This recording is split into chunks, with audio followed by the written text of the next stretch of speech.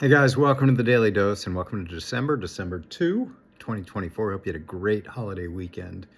So much going on. One thing did catch my eye for this Daily Dose. It's about college football.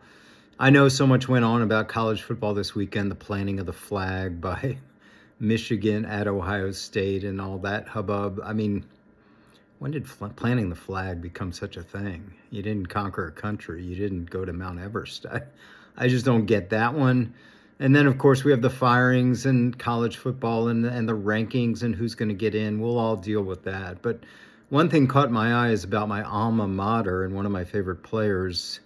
Andrew Luck is becoming the football general manager of Stanford football. Let me just say that again. He's becoming the general manager of Stanford football.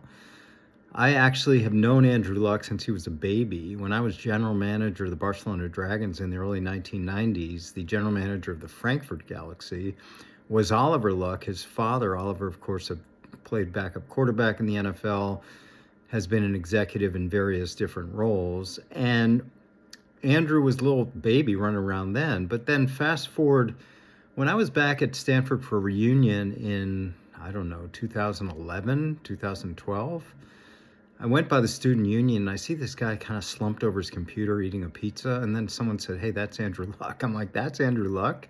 The guy who was going to be the number one overall pick in the NFL draft was slaving away on some kind of engineering homework.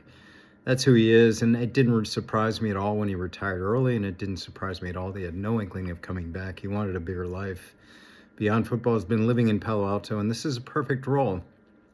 It's a challenging role because what's going on in college sports, as everyone knows, the professionalization of college football and all the issues around NIL and the transfer portal and the house settlement and whether we're going to have some structure. The bottom line now, as we sit here today, is Stanford, like a lot of schools, is losing players to the portal and NIL for bigger offers. Stanford, to this point, as I know as an alum, has not been playing the NIL game very hard and, in fact, loses a lot more players than it brings in. Now we'll see. I think Andrew Luck's name alone will bring in a lot of fundraising, a lot of engagement that wasn't there before. And will he and Stanford play harder in the NIL game when they're losing a lot of money? Stanford supports 36 sports. There were 11 that were axed during COVID that the reaction that was so intense were brought back. So Stanford has an extraordinary number of sports, has been doing incredibly well throughout the years in Olympic sports, whether it be swimming or diving or water polo. These are sports where Stanford regularly produces multiple Olympians and medal winners in the Olympics. Anyway, what's going to go on with football, we'll find out.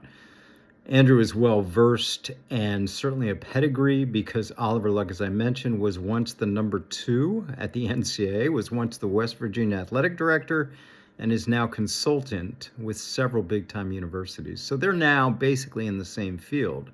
But yes, college sports has GMs and have salary cap managers. It's happening everywhere.